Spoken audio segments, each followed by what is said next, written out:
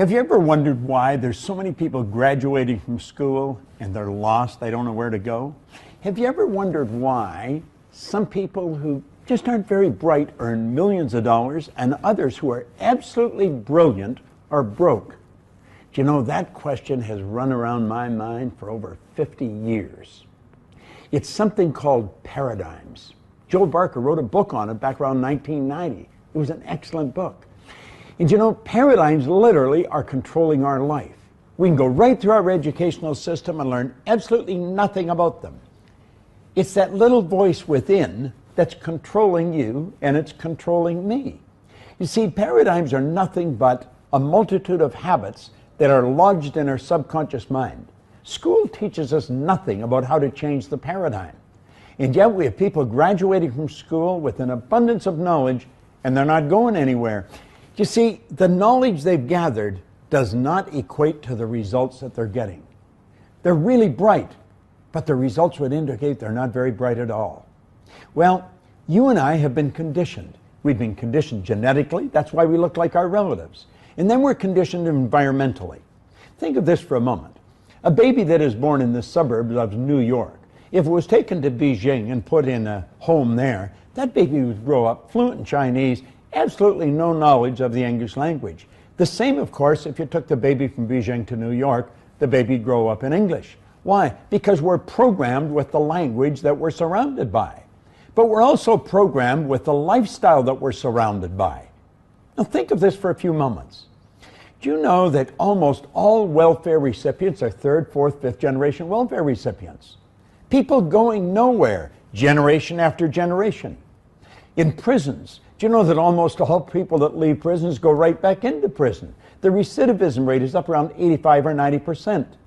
3% of our population earn 97% of all the money that's being earned. Do you know, if you stop and ask yourself, why? How is this happening? There's answers. I began asking those questions a long time ago.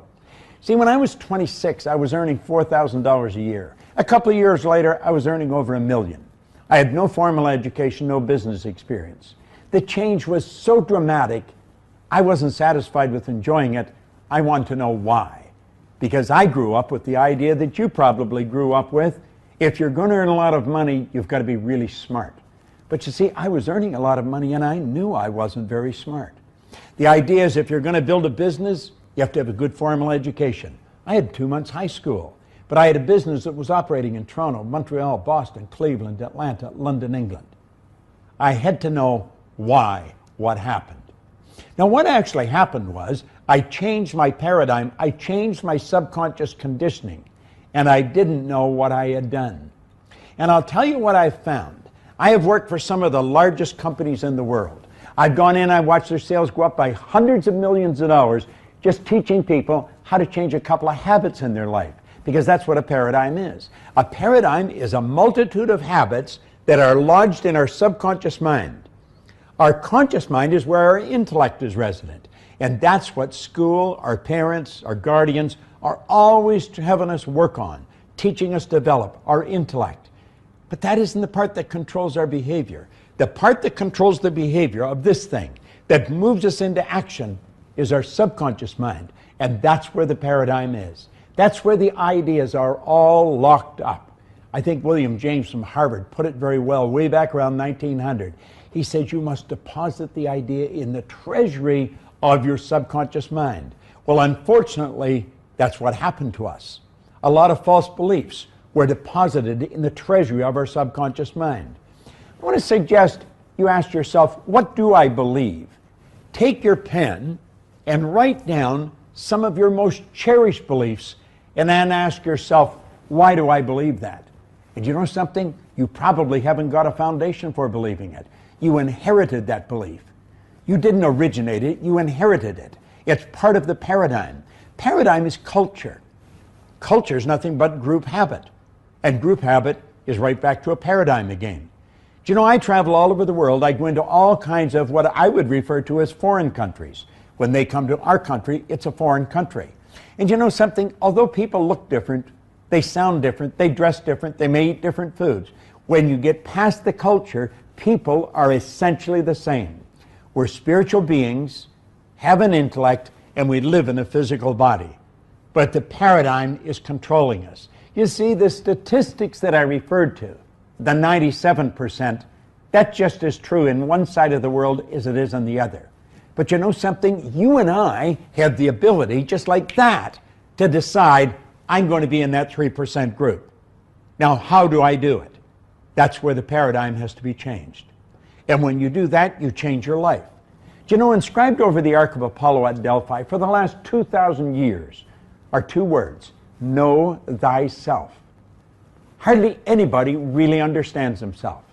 Beyond their name, their age, their gender, they really don't know too much about themselves.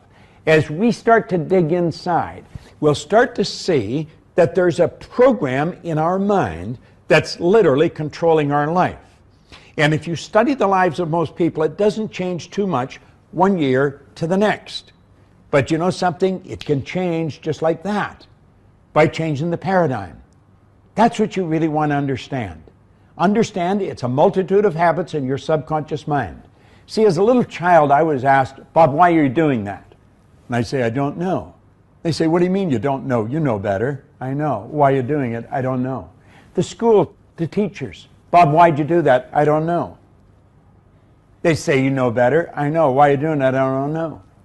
I went into the Canadian Navy. Every commanding officer, why? You see, I didn't know why I was doing things. I was doing things I didn't want to do. It was giving me results I didn't want to get, and yet I would do them anyway. That's a paradigm. Everybody's playing the same game. You owe it to yourself to gain an understanding of this magic word. Understand that there's a program inside of you that's literally controlling your behavior and producing your results. And you have the ability to write a new program. That's right. And when you write your own paradigm, that's when you start to take control of your life. And that is the way it was designed. You are designed to control your own life, to live the way you want to live, do the things you want to do with the people you want to do them with. It's a great way to live. You got to get to know yourself first. Hello there and welcome. It's Bob Proctor back again. Now, you know, in the last video that we made here together, you know, I went through how the conscious mind works, how the subconscious, and how the body is an expression of the mind. And as you go through that, if you go through it a few times, you're going to see, yeah, that's exactly what happens. Now, I want you to think of this for a moment. When you impress an idea upon your subconscious mind, that alters the vibration of this instrument we call our body. See, our body is a molecular structure. Really what it is. It's a mass of energy in a very high speed of vibration. Now, we invented a word to describe our conscious awareness of vibration, and that word is feeling. If you ask a person, you know, how are you today? They'll say, well, I'm feeling fine, or I don't feel that good, I feel great. You never hear a person say, oh, I'm consciously aware of being emotionally involved with a negative idea, so therefore I've moved into a negative vibration. But that's exactly what happens. So, you see, as we start to understand this, and we become aware that we're not feeling too good, we can change it. Now, it takes a little training, but you can do it. We are really in charge of how we feel. Now, we let other people upset us, but we don't have to let other people upset us. We don't need to react to them. We can respond. We can listen to what they're saying, and they say, well, you're entitled to your opinion, but that's just not what I'm like. And we can hold our own idea of ourselves. You see, it's important that we grasp how the mind works and that we understand the relationship of the body to the mind and the mind to the body. Now, it's our results that we want to change. Now, our results could be in our physical body. It may want to be, you may want to cast off a few pounds. You may want to put on a couple of pounds. You may want to have a little higher energy. See, all the energy there ever was or ever will be is 100% evenly present in all places at the same time. Everything's energy. You know, you'll hear people say, where does he get all the energy? Where does she get all the... Nobody gets energy. Everybody releases energy. Desire is the triggering mechanism that, whoo, lets the energy flow. Now, let's go back and have a quick review. Here you've got the little stick person here. There you've got the conscious mind. And remember, you have the sensory factors hooked up to the conscious mind. And then you have the subconscious mind, and then you have the body. Now, the conscious mind has the ability to choose thoughts. Those thoughts turn into pictures. We turn the pictures over to the subconscious mind, and then the subconscious mind expresses the action. All right? Now, what is the problem? Remember, we said the subconscious mind had no ability to reject. We said the subconscious mind cannot differentiate between what's real and what's imagined. How did we arrive on the scene? I'll tell you. When you arrived on the scene, you did not have any conscious faculties developed. The sensory factors weren't even developed. This is how you arrived. That's called the little life. That's the baby. No conscious mind. So there's the subconscious mind. It's wide open. You can put anything in it. You see, your subconscious mind is programmed genetically. That's why we look like our relatives. It's built right into the genes at birth. But then we're programmed environmentally. Carl Mendinger from the Mendinger Foundation in Topeka one time said, environment is more important than heredity. Why do you think you speak the language you speak? You speak that language because you were surrounded by people that speak that language in your little life. And the language just went right into the subconscious mind. If you grew up in a home that was bilingual, you learned both languages. I had an associate over in Kuala Lumpur, had a little boy, he spoke 4 languages at 4 years of age. And you'd look at that and you'd say, my gosh. No. The baby was programmed. Why do you like the food you like? It's programming. That's right. Now, let's stop and think about the environment we were raised in. Here's the baby, and look at the ideas and the thoughts and the concepts that are going on around that baby are going right into that baby's subconscious mind. Now, through repetition, over and over and over again, and remember, the baby's getting it all day, all week, every week, all month, every month, all year. And this goes on for 4 or 5 years. And the baby reaches the age of 4 or 5 where they can start to think that baby's programmed. That baby is programmed to think like the people it had been surrounded by. If the people that surrounded that baby had gone right through school, the baby will probably grow up and go right through school. If the people that were surrounding that baby always lived in hard times, never had any money, always in debt, that's probably how that baby's going to grow up. Now, this is bizarre, but this is how it happens. It's how it happens for me. I was raised during a depression. We didn't have any money. There was always talk about no money. You should be satisfied with what you've got. Well, that's not true. You should never be satisfied with what you've got. You should be happy with what you've got. Dissatisfaction is actually a creative state. So here we have now a baby that has been programmed. Now, let's take and think for a moment. What happens when that baby starts to think for itself? Now think of this. The paradigm controls the vibration. The vibration controls the action which produces the result. Now here we go. Here you got the baby with the paradigm, and the conscious faculties have developed. They have the ability to think. There's a power flowing into them. What are they going to think? They're going to think thoughts that are in harmony with that paradigm. That's right. We've been raised to believe you go to work to earn money. Do you know that working is the very worst way to earn money? That's right. You should go to work for satisfaction, not for money. You provide service for money. You can earn money while you're sleeping. In fact, we have programs where we teach people to actually earn more money while they're sleeping than they'll ever need to use while they're awake. You say, well, that's a pipe dream. No. That's a paradigm that causes you to think that's a pipe dream. There's people doing that are nowhere near as bright as you. But here we are now. We've got the person. They've been programmed in their little life genetically and environmentally. That paradigm is nothing but a multitude of habits. A habit is an idea that's been programmed into the subconscious mind over and over and over again. Now, the paradigm is literally controlling the behavior. Consciously, you can think of one thing, but subconsciously, the other idea will be controlling you. See, we can sit down and we can read these self-help books. We can listen to the recordings. We say, yeah, well, I can do that. That makes sense. That's logical. But then we can't do it. Why? Now, think of this for a moment. I want you to imagine that you're going to accept an idea right now to turn your annual income to a monthly income. You say, well, I'd like that. But will you do it? Probably not. Your paradigm will stop you. See, your paradigm literally controls the results. Now, let's think of how the paradigm was formed. The paradigm was formed through repetition. The ideas being planted in your subconscious mind. Now, understand your paradigm dictates your logic. Your paradigm controls how you utilize your time. Your paradigm controls your perception of situations. Your paradigm controls your effectiveness. Your paradigm controls the amount of money you earn. If you want to change your life, you must change your paradigm. You see, to most people, it's illogical that they could take and turn their annual income to a monthly income. But if you follow our teachings, we'll show you exactly how to do that. We'll show you how to accomplish anything you want to accomplish, because what we're focused on is showing you how to change the paradigm. When the paradigm's changed, your life changes. It's a beautiful concept. It's an absolutely phenomenal concept. Now you know why you're getting the results you're getting. It has nothing to do with your intellect. Your intellect, you can figure out how to do things. That doesn't mean you're going to do them. You'll hear people say, I believe that, but their behavior would indicate they've never even heard of it. Why? We believe something on a conscious level. On a subconscious level, the paradigm believes something else.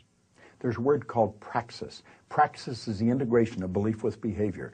We've got to take the beliefs that we have consciously, that we determine by thinking, and plant them in the place of the old belief. See, I used to believe that I couldn't do anything better than I was doing. I felt fortunate that I was on the fire department. The idea of building a company that operated all around the world, furthest thing from my mind. But you know something? As I changed my paradigm, my whole world changed. That's what we do. That's what it's all about. You've got to change your paradigm if you want to change your life. Now, you can study all you want. If you don't gain an understanding how to alter that program, and that's what the paradigm is, it's a program. It's a multitude of concepts that are fixed in your subconscious mind that literally control your behavior. It's a beautiful concept to understand. It's a terrible one if you don't understand it, because it literally controls your life. Why do you think most people go right through their life and keep getting the same results year after year after year? Well, it's just the way it is, and they don't know. We should be taught this in school, but we're not. How is the paradigm formed? Through the repetition of information. How's the paradigm changed? Repetition of information. Now, let's suppose you're having a difficult time with money. You find that you got more going out than coming in. You've got to change your concept about money. How do you do that? Through the repetition of an idea. That's where affirmations comes in. I'll give you one that I've been using for years.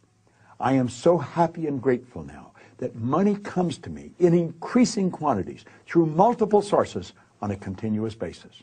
I am so happy and grateful now that money comes to me in increasing quantities through multiple sources on a continuous basis. You don't just say that once or twice. You've got to repeat that maybe 1,000 times a day, every day for maybe 90 days. And you'll start to change your whole concept about money. Wealthy people all have multiple sources of income. Now, I'm going to tell you what happened to me. I drove around with a battery-operated record player and a long-playing record. And I played it over and over again every day for probably a couple of years. This was so totally illogical. It was behavior. Everybody thought I was losing it. And I'm reading the same book every day, Think and Grow Rich. As a matter of fact, I'm still reading the same book. And it was the repetition of Earl Nightingale's information and the book that changed the paradigm. I didn't know what I was doing. I didn't understand what I was doing, but I did it. Do you know, I had a man come up to me in the Waldorf Hotel in New York, the Waldorf Astoria, at the end of a 3-day program, and he said, Bob, I really want to thank you for what you've just given to me. He said, for the first time in my life, I've understood how I accomplished what I did. I said, what did you do? He said, I won the gold medal in the decathlon in the Olympics in Melbourne, Australia in 1957. That's right. Milt Campbell. And he said, I never understood how I did it. He said, the next time you run a seminar, I want to bring my boys. And he did.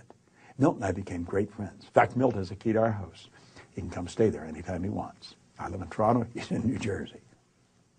But here was the top athlete in the world, a very best athlete in the world. He didn't understand how he got there. Most people that are very accomplished cannot tell you why they are. That's why they are. They've rewritten the program. They changed the paradigm. They might not have understood how they did it, but they did it. That's what our company is all about. We teach people how to change paradigms. I want to thank you for watching this, but I'm going to ask you to share it with other people. Share it with them. Say, come and watch this. Start a rapport. Build a rapport with people, you know. It's a great way to live. And this is great information to understand. I want to tell you about a plan you can follow which takes only a little time each day, 5 days a week, and which brings results out of all proportion to the time spent. For a moment, consider the things your mind has brought you. Everything you have, your work, your relationship with your family and others, your philosophy of life, all come to you as a result of using your mind. Now consider the estimate made by experts. You have probably been operating on less than 10% of your mental capacities, much less.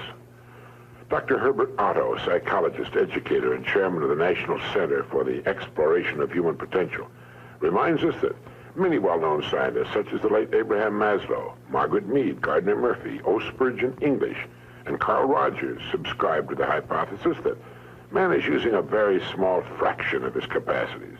Margaret Mead quotes a 6% figure. Herbert Otto writes, "My own estimate is 5% or less."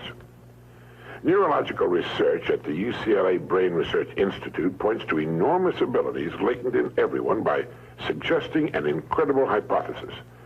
The ultimate creative capacity of the human brain may be, for all practical purposes, they pointed out, infinite. To use the computer analogy, man is a vast storehouse of data, but we have not learned how to program ourselves to utilize these data for problem-solving purposes.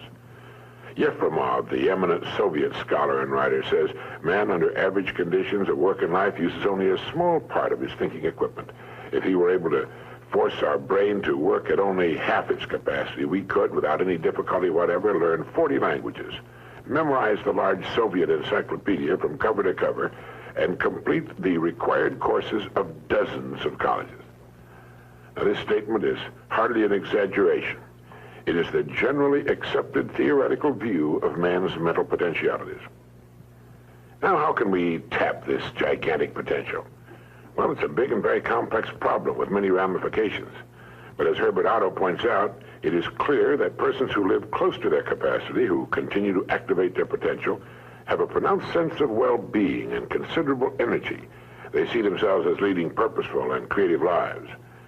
If everything you have is the result of using just 10% of your mind, consider for a moment what it will mean to you and your family if you can increase this percentage. Now, none of us, as a rule, has the slightest notion of the real capabilities of his mind. But believe me when I say that your mind can be compared to an undiscovered gold mine.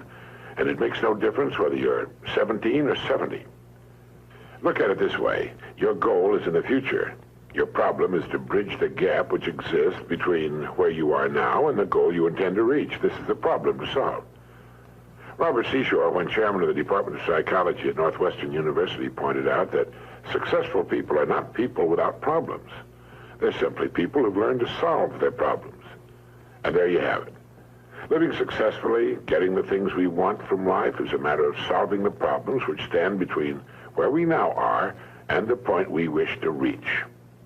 No one is without problems. They're a part of living. But let me show you how much time we waste in worrying about the wrong problems. Here's a reliable estimate of the things people worry about.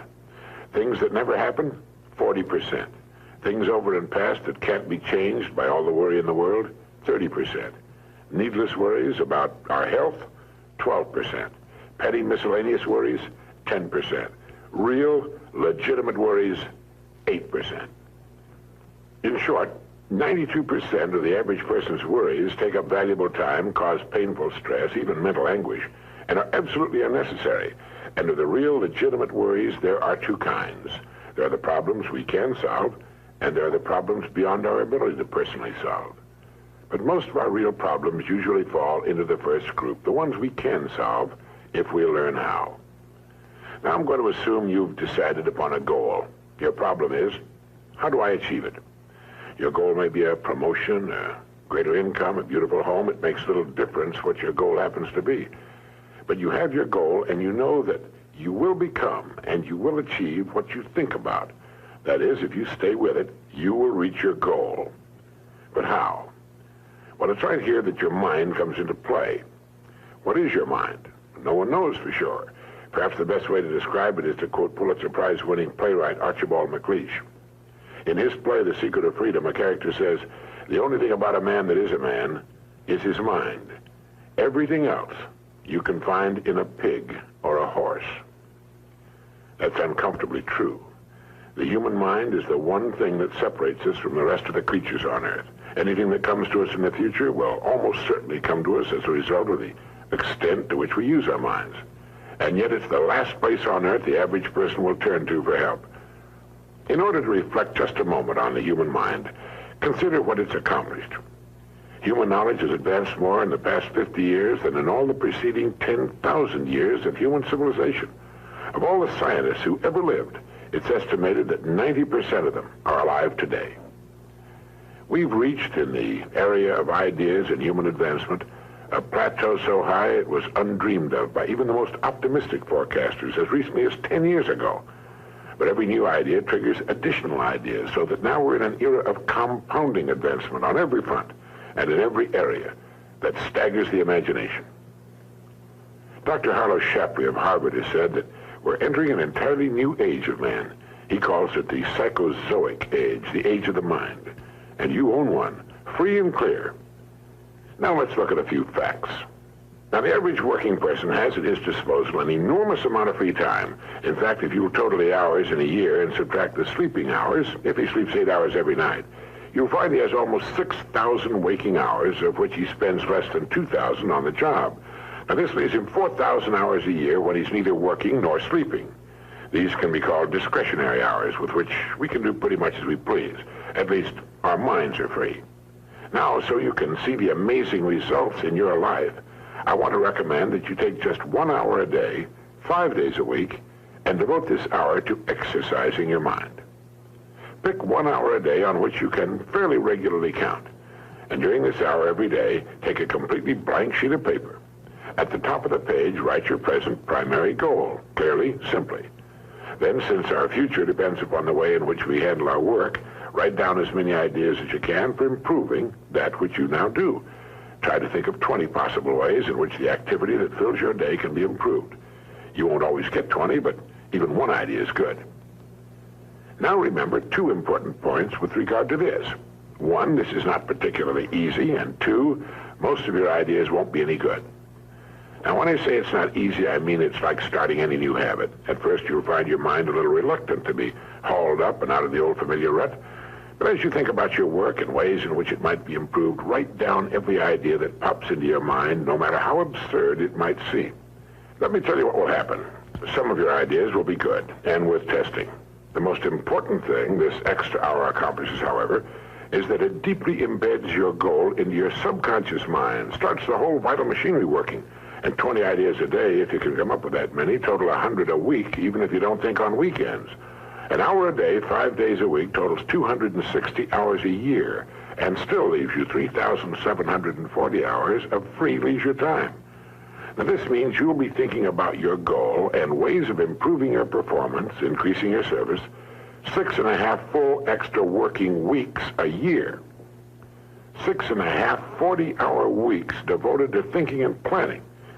Can you see how easy it is to rise above the so-called competition? And will still leave you with 15 hours a day to spend as you please.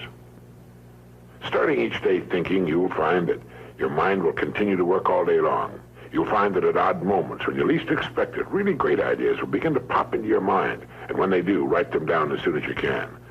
Just one great idea can completely revolutionize your work and, as a result, your life. If you want to develop the muscles of your body, you take daily exercise of some sort.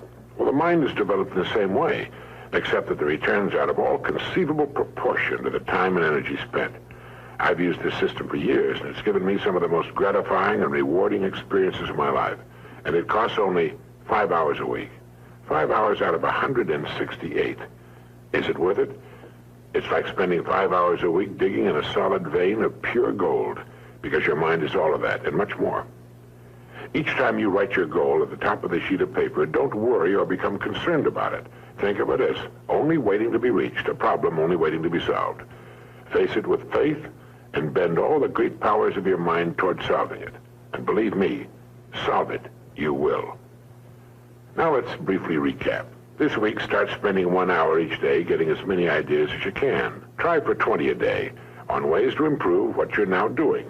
Remember, the achievement of your goal very likely depends upon it, as does your whole future.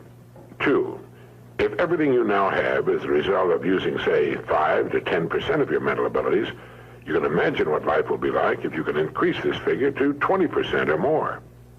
3, successful people are not people without problems. They're simply people who've learned to solve their problems. 4, don't waste time and energy worrying about needless things. 40% of them will never happen, 30% have already happened and can't be changed, 12% are needless worries about our health, 10% are petty miscellaneous worries, and only 8% are real. Try to separate the real from the unnecessary and solve those which are within your ability to solve. Last of all, the only thing in the world that can take you to your goals in life is your mind, its effective use, and following through on the good ideas it supplies you. Each of us has a tendency to underestimate his or her own abilities. We should realize that we have deep within ourselves a reservoir of great ability, even genius, that can be tapped if we'll just dig deep enough. It's the miracle of your mind.